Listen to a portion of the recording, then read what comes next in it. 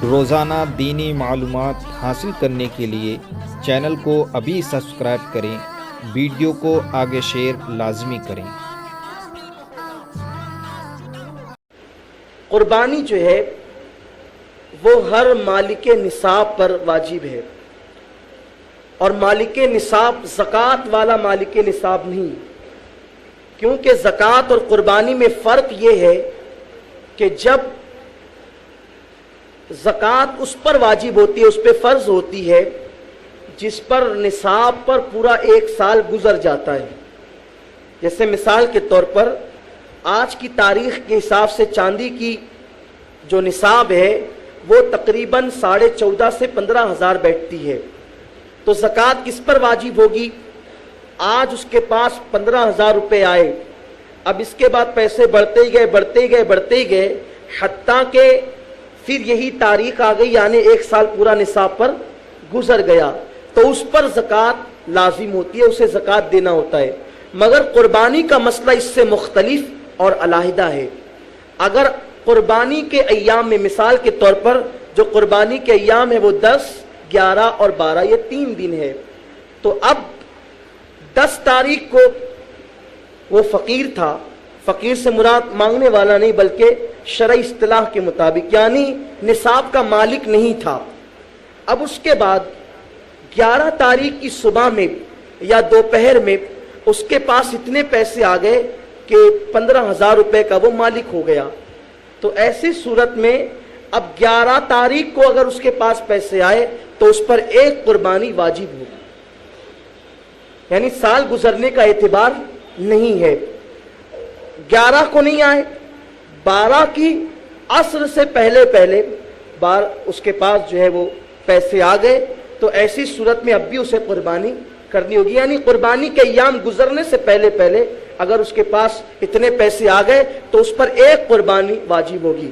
1 قربانی واجب ہونے کا مطلب یہ نہیں ہے کہ آپ پورا بڑا جانور ذبح کریں، بلکہ 1 قربانی واجب ہونے کا مطلب یہ ہے کہ 1 بکرا یا 1 مینڈا آپ ذبح کریں، یعنی جس پر 1 انسان کی، 1 آدمی کی قربانی ہوتی ہے۔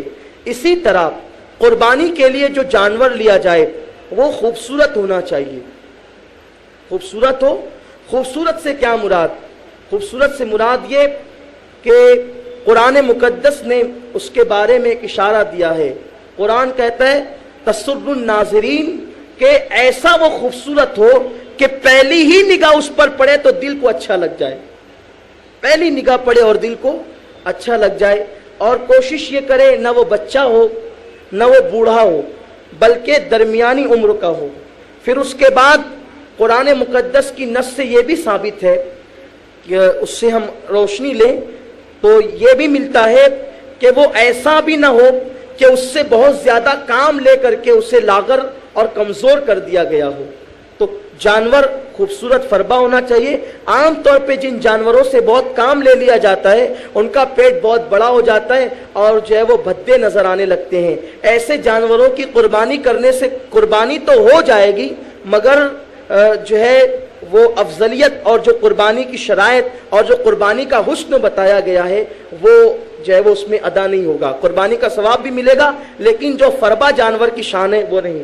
پھر اسی طرح جانور چھوٹا ہو یا بڑا، اس میں جتنے پیسے خرچ کیے جائیں گے پیسے کی شان، پیسے کے خرچ کے مطابق اللہ ثواب عطا فرمائے گا۔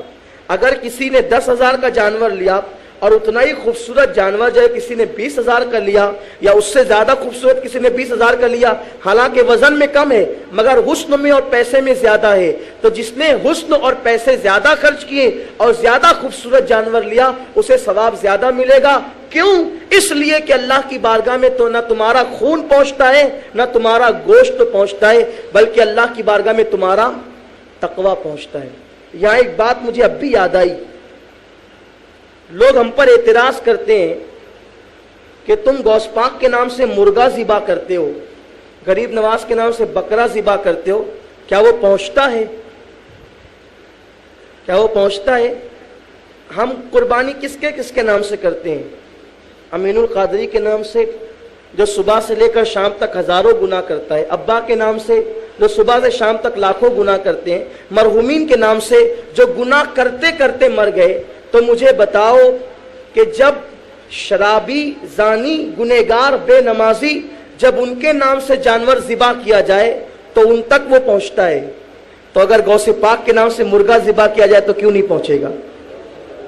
غریب نواز کے نام سے بکرا ذبح کیا جائے تو کیوں نہیں پہنچے گا؟ تو پتا چلا کہ جانور نہیں پہنچتا، اللہ نے تو فرمایا اللہ تک بھی نہیں پہنچتا تمہارے جانور کا خون اور گوشت، وہ تو تم ہی کھاتے ہو، مگر کیا پہنچتا ہے؟ دلوں کا تقویٰ پہنچتا ہے۔ تو جس طرح قربانی کے جانور میں دلوں کا تقویٰ پہنچتا ہے، اسی طرح غریب نواز اور غوث پاک تک دلوں کی محبت پہنچتی ہے، جس محبت پر رسول اللہ صلی اللہ علیہ وسلم نے شہادت کے موت کی بشارت عطا فرمائی ہے۔ تو جانور خوبصورت ہو، فربا ہو، تندرست ہو، بہتر سے بہتر ہو، اسی طرح جانور میں کوئی عیب نہ ہو۔ عیب کا مطلب لوگ یہ سمجھتے ہیں تھوڑا سا بھی کان کٹا ہو تو سوچتے ہیں کہ عیب ہے، نہیں۔ عیب کے بارے میں یہ مسئلہ آپ سماعت کر لیں کہ کسی بھی عضو کے 3 حصے کیے جائیں گے، اور 3 میں سے اگر ایک حصہ کٹا ہوا ہو 1/3 تو وہ عیب مانا جائے گا، ورنہ نہیں۔ اسی طرح آج جو ہے وہ بکرے کی قربانی ہو تو وہ 1 سال کی اس کی عمر ہونی چاہیے، بیل کی ہو تو 2 سال کا ہونا چاہیے، اونٹ کا ہو تو 5 سال کا ہونا چاہیے۔ بیل کے حکم میں بھینس وغیرہ سب داخل ہے۔ اب یہاں پر ہندوستان میں ہمارے یہاں عمر کا اندازہ اس طرح سے لگایا جاتا ہے کہ جانوروں کے منہ چیر کر دیکھے جاتے ہیں، جس جانور کے بڑے دانت ہوتے ہیں 2 تو ہم اسے 2 سال کا سمجھتے ہیں، کیونکہ یہ تجربے سے ثابت ہے۔ حالانکہ یہ شریعت میں ایسے 2 دانت 4 دانت نہیں ہے، لیکن تجربہ یہ بتاتا ہے کہ 2 دانت اسی جانور کے ہوتے ہیں جو 2 سال کا ہوتا ہے، 4 دانت کا ہوتا ہے تو 4 سال ہو جاتے ہیں، 6 دانت کا ہوتا ہے تو پھر اس کی عمر بڑھ جاتی ہے اور بڑھاپے کی منزل میں پہنچ جاتا ہے۔ مگر کبھی کبھی ایسا بھی ہوتا ہے کہ کچھ جانور ایسے ہوتے ہیں جو چرائی پر نہیں جاتے، یعنی کھیتوں میں نہیں چرتے، بلکہ وہ کھوٹے پر پلتے ہیں۔ اب وہ کھوٹے پر پلتے ہیں تو وہ جو ہے وہ چونکہ اکھاڑ کر کے گھاس نہیں کھاتے۔ جانور جب گھاس اکھاڑتا ہے تو اکھاڑنے میں سامنے کے دانت استعمال ہوتے ہیں، تو وہ جو دودھ کے دانت ہوتے ہیں وہ ٹوٹ جاتے ہیں، اور پھر اس کے بعد میں بڑے دانت آتے ہیں، اسی کو 2 دانت اور 4 دانت کہتے ہیں۔ تو جانور چونکہ اس طرح اکھاڑ کر کھاتا ہے، مگر جو جانور کھوٹے پر پلتا ہے کبھی کبھی، ہمیشہ نہیں، کبھی کبھی ایسا ہوتا ہے کہ چونکہ وہ یوں ہی آسانی کے ساتھ کھاتا ہے، اسے اکھاڑنا نہیں پڑتا، تو وہ دانت اس کے نہیں ٹوٹتے، وہ سلامت رہتے ہیں۔ تو چونکہ وہ جو دودھ کے دانت نہیں ٹوٹتے تو بڑے دانت نہیں آتے، اگر اس کا پالنے والا، اس کا جو مالک ہے وہ مسلمان ہو اور متشرع ہو، اگر وہ یہ گواہی دے کہ میں شہادت دیتا ہوں کہ یہ جو جانور ہے وہ 2 سال کا ہی ہے، اور شرعی گواہ اس پر موجود ہو کہ ہاں واقعی یہ 2 سال کا یا اس سے زیادہ ہے، تو ایسی صورت میں دانت کا اعتبار نہیں ہوگا، مگر شرط یہ ہے کہ اس کا پالنے والا مسلمان ہو، اسی گھر میں وہ پیدا ہوا ہو بچہ، اور اسی گھر میں وہ بڑا ہو، اور اس کا پالنے والا متشرع ہو، وہ شہادت دے تب ایسا۔ اگر کوئی عام آدمی جو معاذ اللہ متشرع نہ ہو، اور یا معاذ اللہ وہ فاسق ہو یا فاجر ہو یا کافر ہو، تو ایسی صورت میں ان کی بات کا اعتبار نہیں۔ اور عام طور پر جو لوگ جو ہے وہ جانوروں کا دھندا کرتے ہیں تو ان پر تو اور بھی اس سلسلے میں اعتبار نہیں کرنا چاہیے، کیونکہ دھڑلے سے میں نے دیکھا ہے کہ لوگ جھوٹی قسمیں کاروبار میں کھاتے ہیں۔ تو اس لیے ان لوگوں کی گفتگو کا اعتبار نہیں ہوگا، جس کے گھر میں پلے گا اسی کا اعتبار ہوگا، اور وہ بھی شرط پر کہ وہ متشرع ہو اور وہ سچا ہو۔ میرے پیارے آقا صلی اللہ علیہ وسلم کے پیارے دیوانوں، اب یہاں پر آپ لوگوں کے لیے دشواری پیدا ہو گئی۔ وہ دشواری یہ ہے کہ بھائی کیا کریں، ہمارے پاس 15,000 ہے تو ان لوگوں نے کہہ دیا کہ قربانی واجب ہے۔ پہلی بات تو اسی میں ہم مشہور ہے کہ یہ نیا نیا مسئلہ لاتے ہیں، تو نیا نیا مسئلہ ہم کبھی نہیں لاتے، واللہ ہم کبھی نہ لا سکیں گے نیا نیا مسئلہ۔ جو نیا مسئلہ لائے گا وہ معاذ اللہ ثم معاذ اللہ اللہ کی بارگاہ میں جواب دہ ہیں۔ ہماری قوم اصل میں اس سے غافل رہی ہے، اور ہماری قوم نے غفلت برتی، اس لیے ان کو بات نہیں لگتی ہے۔ اب 15,000 روپے تو جب قربانی واجب ہے، ایک مسئلہ اور سن لیں، اگر ایک گھر میں کئی لوگ صاحب نصاب ہیں تو ان سب پر قربانی واجب ہے، جن جن پر نصاب کی رقم ہے۔ جیسے مثال کے طور پر آپ کی بیوی ہے، اب اس کے پاس زیورات ہے، اب زیورات پہلے کبھی بنائے تھے تو 4,000 کے بن گئے تھے، جو 4000 کے تھے 1995 میں جو سونے کے زیورات 4000 کے تھے آج ان زیورات کی قیمت تقریباً 21,000 ہے. اتنا سونے کا بھاؤ تیزی سے بڑھ گیا ہے. تو ایسی صورت میں آپ سوچیں گے کہ یہ 4000 کے تھے تو اب اس کے پاس اگر زیورات ہیں وہ بھی صاحب نصاب ہے, اس کے نام کی بھی قربانی ہونی چاہیے. جو جب صاحب نصاب ہوگا اس کے نام کی قربانی واجب ہے, مگر اس میں ایک شرط یہ بھی ہے. کبھی کبھی آدمی یہ کرتا ہے, آپ بور تو نہیں ہو رہے نا جی, ہمیشہ آپ اصل میں جو ہے وہ چیخ پکار سننے کے عادی ہیں. اب میں اتنی سنجیدگی سے آپ کو مسئلہ بتا رہا ہوں تو آپ بور تو نہیں ہو رہے نا جی. اچھا اچھا, ایک آسان زبان میں آپ کو میں سمجھاؤں. قربانی کیسے جانور پر ہونی چاہیے, کیسے جانور پر ہونی چاہیے؟ شوکت کہاں ہے بھائی؟ شوکت بھائی یہاں بیٹھے ہیں جی, بلائیے بلائیے. دیکھیے میں آپ کو پریکٹیکل بتاتا ہوں.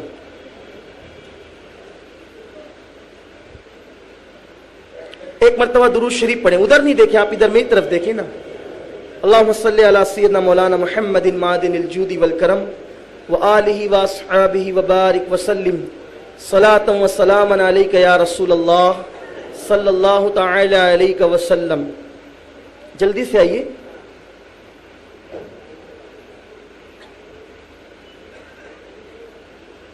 ادھر آئیے. آپ ان کو دیکھ رہے ہیں, مجھے دیکھ رہے ہیں, سمجھ میں آ رہی بات؟ ایسے جانور پر نہیں ہوگی, ایسے جانور پر ہو جائے گی. اب سمجھے آپ, یہ بالکل آسان سا مسئلہ ہے. ٹھیک ہے, بیٹھ جائیے. تو اب آپ انشاءاللہ کبھی نہیں بھولیں گے. ایسا جانور ہو نا تو آپ بے فکر کر لیں. میں اپنی تعریف میں نہیں کہتا, لیکن الحمدللہ آپ کو میں نظر آ رہا ہوں. ٹھیک ہے نا. تو عرض یہ کر رہا تھا کہ ہر سال جو ہے جن لوگوں جو صاحب نصاب ہے ان پر قربانی واجب ہے. ایسا نہیں ہوگا کہ اس سال تو میں نے اپنے نام سے کر لی, اب اس آئندہ سال بھی میں صاحب نصاب ہوں, یا پچھلے سال میں نے اپنے نام سے کی تھی اس سال بھی صاحب نصاب ہوں, تو والد صاحب کا انتقال ہو گیا تب ان کے نام سے کر لو, دادا کے نام سے کر لو, پر دادا کے نام سے کر لو. ایسا نہیں, ان کے نام سے اگر آپ کریں گے کیجئے, مگر ساتھ ہی ساتھ اگر آپ صاحب نصاب ہے تو آپ کو اپنے نام سے بھی قربانی کرنی ہوگی. مگر ایک مسئلہ یہ بھی ہوتا ہے کہ ایک آدمی گھر کا وہ بڑا ہوتا ہے, وہ بچڑا لے کر کے آیا. اب بچڑے پر تقریباً 7 لوگوں کی قربانی ہوتی ہے, مگر یاد رکھنا بھائی بچڑا کتنا بھی تندرست ہو 7 ہی لوگ کی قربانی ہوگی, 8ویں کی نہیں ہوگی. ایک مرتبہ ایسا ہوا کہ ہم لوگ جو ہے ہم تھے, حافظ مقصود صاحب تھے, جمیل بھائی تھے, ہم لوگ جو ہے وہ ایک سال ایسا ہوا کہ ایک بچڑا ہم لوگ کو اجتماعی قربانی میں گھٹ گیا. تو ہم لوگ قربانی کے لیے جانور ڈھونڈنے کے لیے نکلے. بھائی کرنا تو ہے, صبح تیسرا دن ہے اور ایک جانور گھٹ گیا ہے. اب ڈھونڈ رہے تو اتنی رقم میں ملتا ہی نہیں تیسرے دن جانور. تو ایک بڑا سا جانور کھڑا تھا. ایک صاحب ہم کو بلائے, بولے مولانا ادھر آؤ, یہ لے لو. نے کہا بھئی یہ تو جتنا ہم نے لوگوں سے جمع کیا ہے, لوگوں کی ذمہ داری ہے, اس میں ہم اپنی طرف سے تو نہیں ڈالیں گے نا, تو ہم کو کل کرنا ہے. بولے ارے اس کو لے جاؤ لے جاؤ. میں ہمارے بجٹ میں ہی نہیں ہے, کیسے لے جائیں گے؟ بولے مولانا لے جاؤ, یہ بہت اونچا تڑنگا, اس پہ 14 لوگ کی قربانی ہو سکتی. تو آپ لوگ اتنی زور سے نہیں ہنسیں, مسجد کا احترام کریں, تعظیم کریں.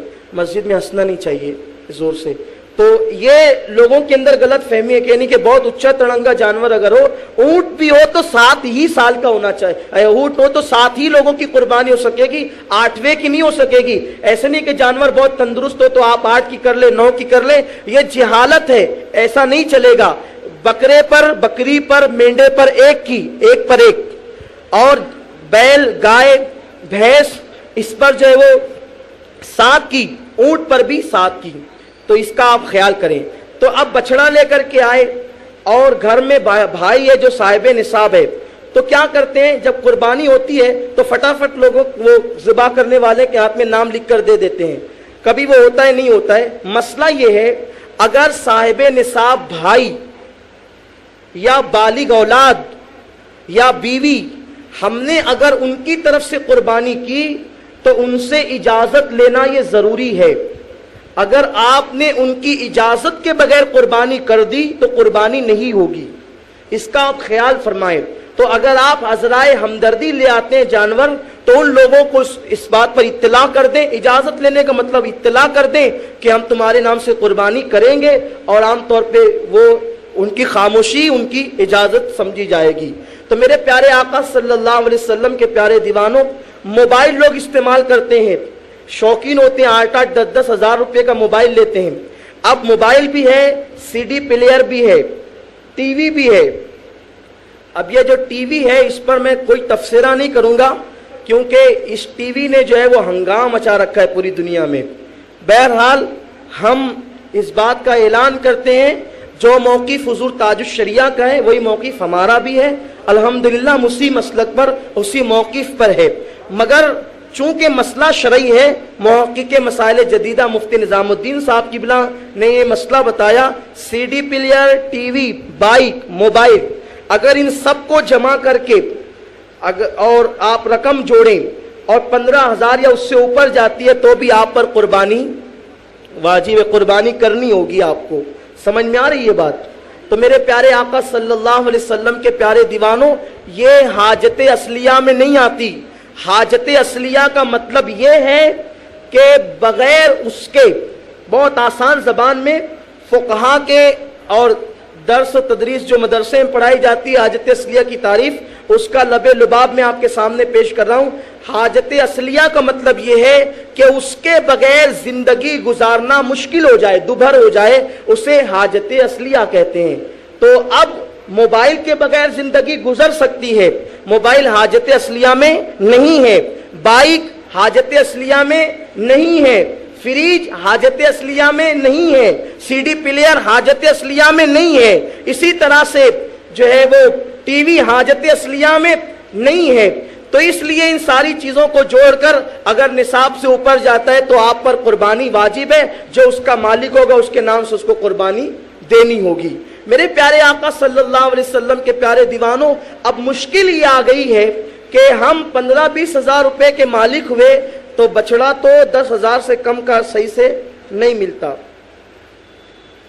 بچڑا اچھا لینا ہو تو کم سے کم 7-8 ہزار کا تو ملے گا. 20,000 ہے, اب اس میں سے کبھی کبھی ایسا ہوتا ہے گھر میں ٹی وی ہے, سی ڈی پلیئر ہے, زیورات ہے, یہ ہے, لیکن پیسے نہیں ہیں, تب بچڑا لائیں کیسے لائیں؟ تو آپ گھبرائیں نہیں. اس کے لیے یہ ہوتا ہے کہ اگر آپ ایک آدمی جو سب کا مالک ہے تو اس کی قربانی اگر وہ کر دے تو قربانی اس کی ہو جائے گی.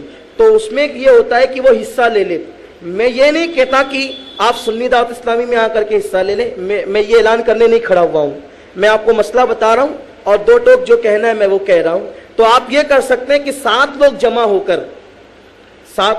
کر ایک بچڑا خرید لیں, اور جو آئے وہ جو برابر پیسے اپنے حصے پر بانٹ لیں.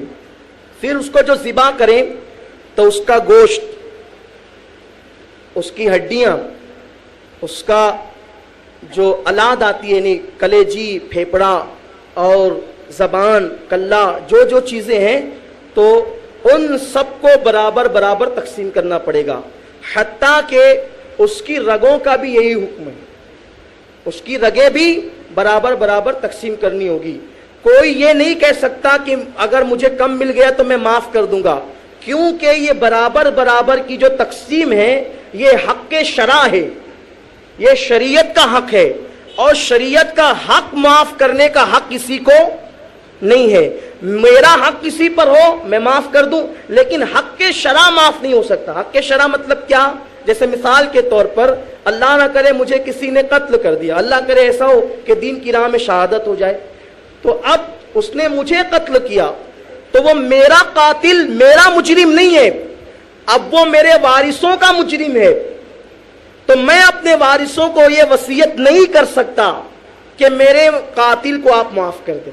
سمجھ میں آ رہی بات؟ کیوں کہ یہ قتل کے بعد حق شرع اللہ تعالیٰ نے حق جو ہے وہ ان کو عطا فرمایا, وارثوں کو. تو حق شرع معاف کرنے سے معاف نہیں ہوتا ہے. مجھے معاف کرنے کا حق ہی نہیں ہے, تو جب حق نہیں تو میں معاف بھی نہیں کر سکتے, وہ وارثین کا حق ہے. اسی طرح جو قربانی کے اندر جو وہ ہوتے ہیں گوشت اور وہ سب ہوتا ہے, وہ برابر تقسیم ہوگا کہ ایک دوسرے کے معاف کرنے سے معاف نہیں ہوگا, بلکہ زیادہ لینے والا بھی گنہگار ہوگا, کم لینے والا بھی گنہگار ہوگا. کم لینے والا گنہگار اس لیے ہوا کہ اس نے حق کے شرع میں جو ہے وہ دخل اندازی کی۔ تو میرے پیارے آقا صلی اللہ علیہ وسلم کے پیارے دیوانوں، اب قربانی کا جو چرم ہوتا ہے، اس کی رسی، اس کا صحرا، اور بھی جو اس کے جو بھی پہناتے اس کو خوبصورتی کے لیے ہار وغیرہ گہنے وغیرہ جو پہناتے ہیں، حکم یہ ہے رسی بھی، چرم بھی اور گہنے بھی غریبوں میں صدقہ کر دیا جائے یا وہاں دیا جائے جس سے نیک کام ہوتا ہو۔ چرم جو ہے ہر جائز اور نیک کام میں استعمال کیا جا سکتا ہے، تو اس کے لیے میں آپ سے یہ ضرور کہوں گا کہ آپ چرم قربانی سنی دعوت اسلامی کو دیں۔ یہ اپیل میں خاص طور پہ کروں گا۔ اس کی وجہ یہ ہے کہ آپ سنجیدگی سے سنیں کہ سنی دعوت اسلامی صرف اجتماعات نہیں کرتی، ہم تحدیث نعمت کے لیے بات آپ کی خدمت میں پیش کریں گے، نہ داد و تحسین کے حصول کے لیے، بس اللہ قبول فرما لے بیڑا پار ہو جائے گا۔ اس وقت سنی دعوت اسلامی جتنے شعبہ جات چلا رہی ہے، فی الحال شہر مالیگاؤں میں کسی کے پاس اتنے شعبہ جات نہیں ہیں، اور یہ سرکار کی نالین پاک کا صدقہ ہے۔ سنی دعوت اسلامی میں شعبہ دعوت و ارشاد، جس سے دعوت و تبلیغ کا کام عام ہو رہا ہے، آپ جانتے ہیں۔ اسی کے ساتھ ساتھ شعبہ مدارس، جس میں کم و بیش 50 مدرسے چلتے ہیں، اور اس کی جو ہے لگ بھگ 73 شفٹیں ہیں، اور بھی کچھ شاید بڑی ہے لیکن میرے علم میں شاید اتنی ہی ہے، وہ بڑھے گی لیکن گھٹے گی نہیں، احتیاط کے ساتھ بول رہا ہوں۔ اب مجھے بتائیں 73 شفٹوں میں 73 مدرسین کی پگار دینی ہوتی ہے، اور ہر مدرس کو میرے خیال سے شاید ایک مدرس کو 150 روپیہ دیتے ہیں۔ اب جی ایک شفٹ کا 150 روپیہ دیتے ہیں، یعنی 73 مدرسین کو اس طرح 150 ہر ہفتہ دیا جاتا ہے۔ اب آپ اندازہ لگائیں اس کا خرچ کتنا ہوگا۔ اسی کے ساتھ ساتھ شعبے کے ساتھ ساتھ تربیتی سینٹر ہے، جس میں قرب و جوار کے لوگوں کو لا کر کے جو ہے وہ تربیت دی جا رہی ہے، اور اس میں تقریباً 20 لوگوں کا ٹارگٹ ہے۔ کبھی کبھی جو ہے وہ 20 سے تجاوز ہو جاتے ہیں، لیکن چونکہ ابھی چھٹیوں کا پیریڈ نہیں چل رہا ہے، ابھی تہوار وغیرہ مصروفیت ہے، تو ابھی بچے 8 یا 10 کی تعداد میں ہیں، اور اتنی تعداد میں بچے تعلیم حاصل کر رہے ہیں۔ قیام و طعام کا انتظام سنی دعوت اسلامی یعنی آپ کی طرف سے رہتا ہے۔ آپ لوگ سنی دعوت اسلامی کے ممبر ہو، کارکن ہو، آپ کی طرف سے رہتا ہے۔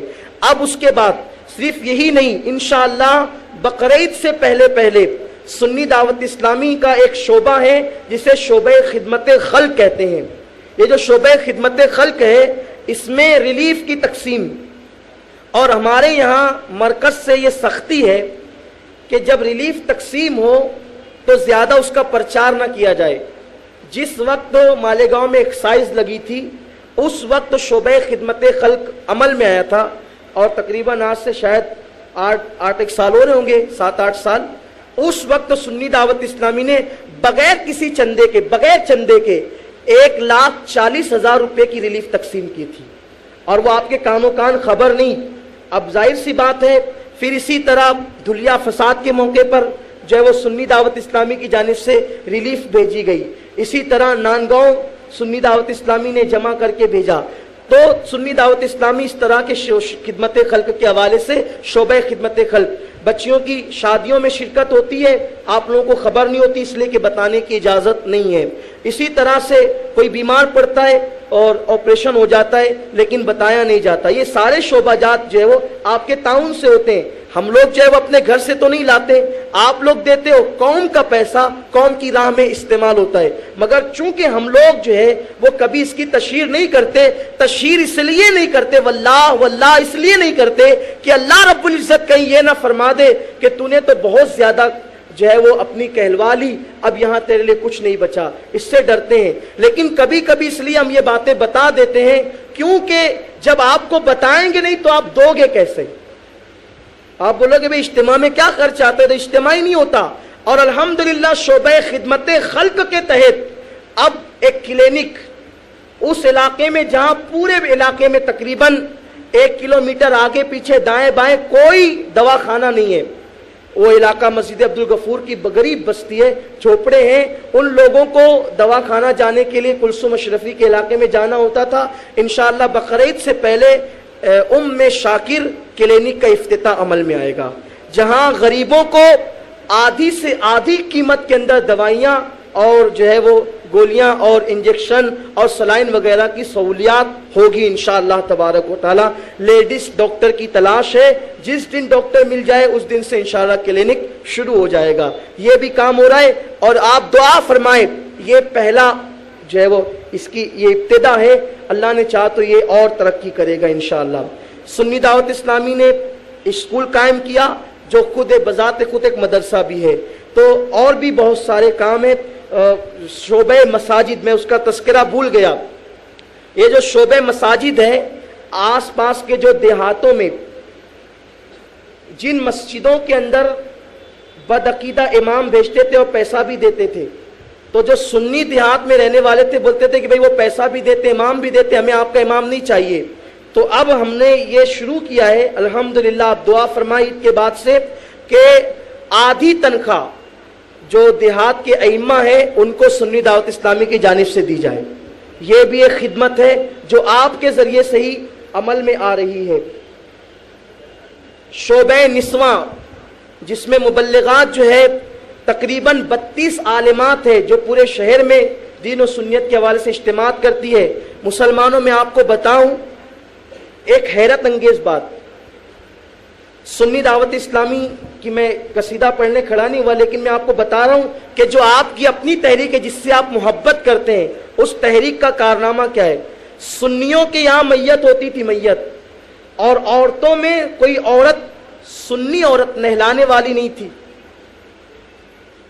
اور حال یہ ہوتا تھا میت سنی ساری زندگی وہ بدعقیدوں کو برا کہتی رہی، اس کا انتقال ہوا تو سنیوں کے یہاں کوئی نہلانے والی بچی، کوئی عورت، کوئی عالمہ نہیں تھی، ان کے یہاں سے لانا پڑتا تھا، اور وہی شرط پہ آتے تھے ہم آئیں گے مگر 3 دن تک اجتماع کریں گے، اور وہ نہلاتے تھے اور اجتماع کر کے بدعقیدگی پھیلاتے تھے۔ ہمیں پتا چلا، سرکار کی نالین پاک کے صدقے کوشش کی، 32 عالمات الحمدللہ قوم کو دے دیا۔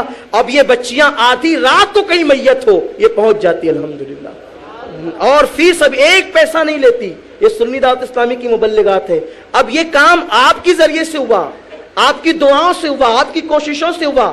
اب یہ سارے جو کام ہو رہے ہیں، عورتوں میں جو دینی بیداری پیدا ہو رہی ہے، آپ جانتے ہیں مردوں میں کام کرنا اتنا زیادہ مفید نہیں ہوتا، مفید یہ بھی ہے، مگر ایک عورت جو ماں ہوتی ہے، خدا کی قسم، ماں اگر کنیز فاطمہ بن گئی تو ہزاروں بچے کردار حسین لے کر کے پیدا ہو سکتے ہیں، اور ماں کی اصلاح ضروری ہے۔ اور یہ الحمدللہ روزانہ تقریباً درجنوں اجتماعات آپ کے شہر میں عورتوں کے ہوتے ہیں، اور اللہ کا یہ فضل ہے۔ تو یہ سارے کام آپ کی دعاؤں سے ہو رہے ہیں، یہ ہم نے نہیں کیا، یہ تو آقا کی نالین کا صدقہ ہے، آپ کی دعاؤں کا صدقہ ہے۔ تو جو لوگ قربانی کر رہے ہیں ان کی یہ ذمہ داری ہے کہ ہمارے پہنچنے سے پہلے وہ چرم لا کر دیں، اور اگر نہیں کر رہے ہیں تو اپنے محلے میں سنی دعوت اسلامی کے رکن کی حیثیت سے آپ مبلغ کو لے جائیں، خود دورہ کریں۔ مسلمانوں، کب تک کہ اپنی عزت کی پرواہ کرتے رہو گے؟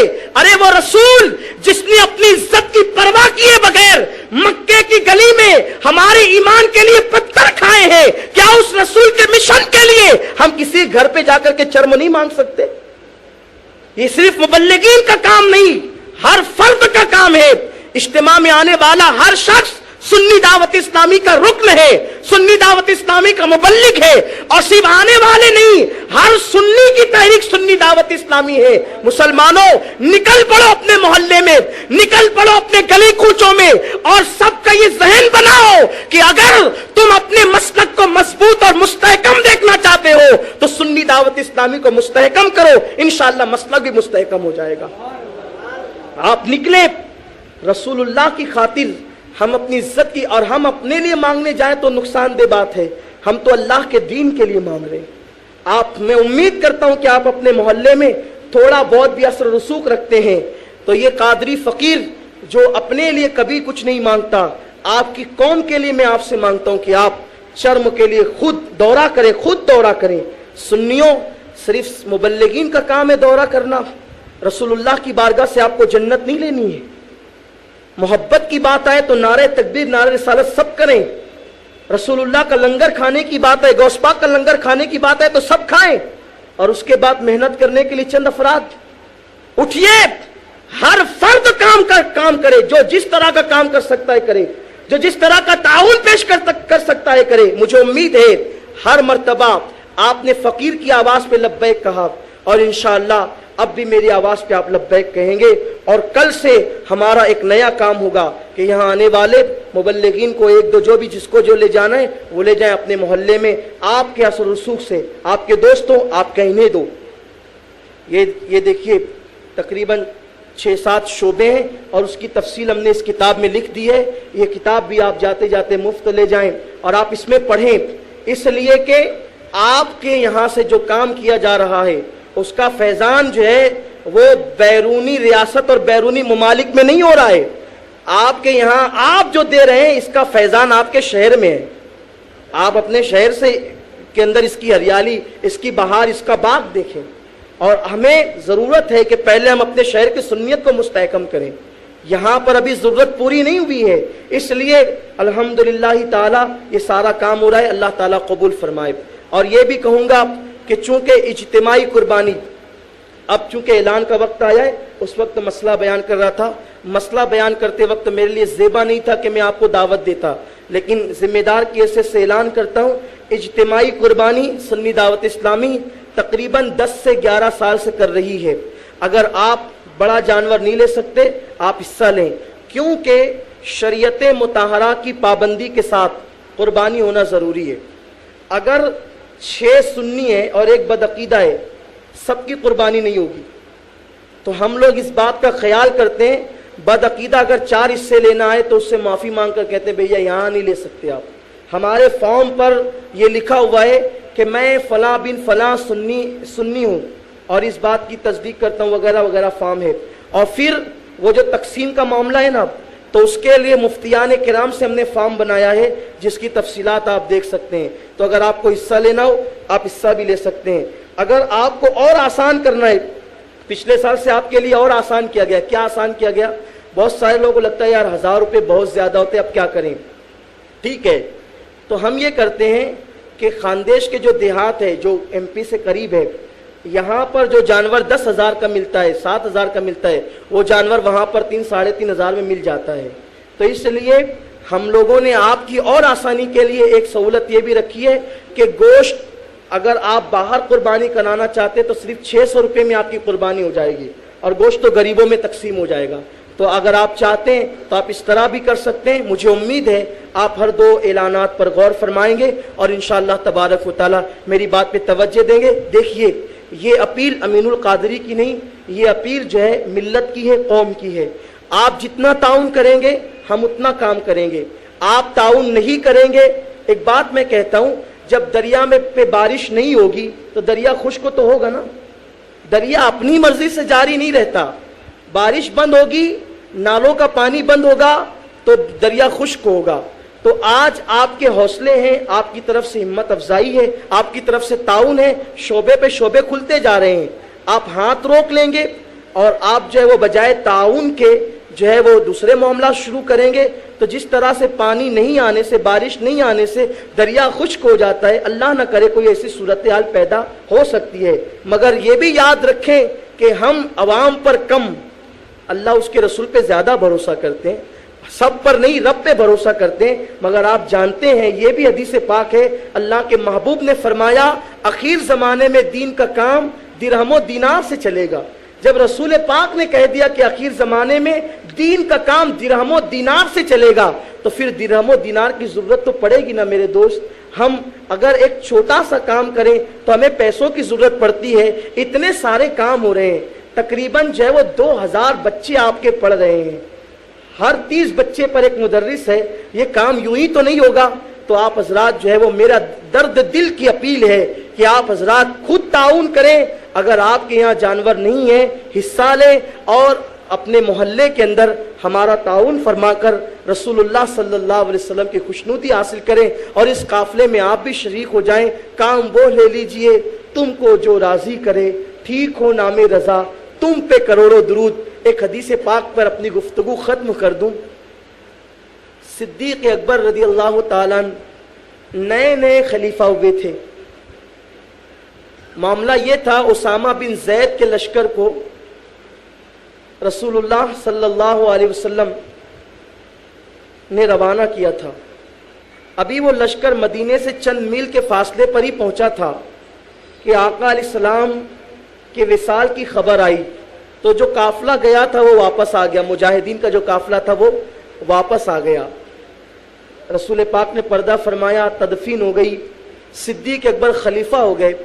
تو صدیق اکبر نے فرمایا کہ یہ جو لشکر جا رہا تھا حملے کے لیے، اسامہ بن زید کا لشکر، میں اسے نہیں روک سکتا، کیونکہ میرے آقا نے جسے روانہ کیا میں اسے واپس نہیں بلا سکتا۔ حضرت اسامہ بن زید ایک نوعمر لڑکے صحابی تھے، نوجوان صحابی تھے۔ صدیق اکبر کا بڑھاپا تھا، تقریباً 60 سے صدیق اکبر کی عمر تجاوز کر چکی تھی۔ صدیق اکبر نے فرمایا کہ میں اس لشکر کو ضرور روانہ کروں گا۔ پھر صدیق اکبر نے اسامہ بن زید کو گھوڑے پر بٹھایا اور ان کی لگام پکڑی اور لگام پکڑ کر چلنے لگے۔ پہلے صدیق اکبر ایک صحابی کی حیثیت رکھتے تھے، صحابی بھی تھے، سفید بال بھی ہو چکے تھے، اور رسول اللہ کے بعد سب سے افضل لوگ صحابہ میں صدیق اکبر کو مانتے تھے۔ یوں بھی جناب اسامہ بن زید کے والد جناب زید خود بھی صدیق اکبر کا احترام کرتے تھے، مگر حضرت صدیق اکبر نے انہیں گھوڑے پہ بٹھایا اور لگام پکڑ کر، اب تو امیر المومنین تھے، رسول اللہ کے جانشین تھے، لے کر چلنے لگے۔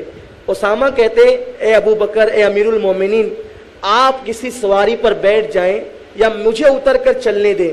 صدیق اکبر کی آنکھوں میں آنسو تھے، فرماتے تھے بیٹا اسامہ بیٹھے رہو، اس وقت تو امت کی ذمہ داریاں میرے سر پہ آ گئی، ورنہ میں بھی جہاد کے لیے تمہارے ساتھ چلتا۔ آج میں جہاد کے لیے جا نہیں سکتا بیٹا، مگر چند قدم چل کر کے تمہارے ساتھیوں میں اپنا نام تو لکھا سکتا ہوں۔ اسامہ مجھے پیدل چلنے دو، تمہارے گھوڑے کی ٹاپ سے لگ کر جو دھول ابو بکر کے چہرے پر لگے گی وہ ابو بکر کی نجات کا ذریعہ بنے گی، مجھے چلنے دو۔ اور صدیق اکبر پیدل چلتے رہے۔ تو اگر ہم باضابطہ طور پر ان احباب کی طرح، میں بھی آپ ہی کی طرح ہوں، کچھ کرتا نہیں ہوں، یہ حضرات سب کرتے ہیں، ان نوجوانوں کی طرح اگر ہم باضابطہ طور پہ کام نہیں کر سکتے تو کم از کم ان کام کرنے والوں کے ساتھ تھوڑی دور چل کر اپنا نام تو کام کرنے والوں میں لکھا سکتے ہیں۔ ارے تھوڑا ہی کر لو، کیونکہ اللہ کی بارگاہ میں تھوڑا اور زیادہ نہیں دیکھا جاتا، اس کی بارگاہ میں تو دل کی نیت دیکھی جاتی ہے۔ تھوڑا بھی کر لو گے تو وہ تھوڑے کے صدقے میں زیادہ عطا فرما دے گا۔ مجھے امید ہے کہ آپ حضرات دین کی خدمت کرنے والوں میں اپنا نام درج کرانے کے لیے ضرور ضرور تحریک کا تعاون کریں گے۔ دوران گفتگو کوئی غلطی ہوگی تو اللہ معاف فرمائے۔ ایک چٹھی آئی ہے، اس میں لکھا ہے کہ جس عورت کا سونا گروی رکھا ہو اس پر قربانی واجب ہے یا نہیں؟ نہیں، اس لیے کہ جو چیز گروی رکھی جاتی ہے نہ وہ گروی رکھنے والے کی ہوتی ہے اور نہ جس کے پاس گروی رکھی گئی ہے اس کی ہوتی ہے، تو اس لیے جب تک کہ وہ واپس نہیں لی جائے گی اس وقت تک قربانی اس پہ واجب نہیں ہوگی۔ السلام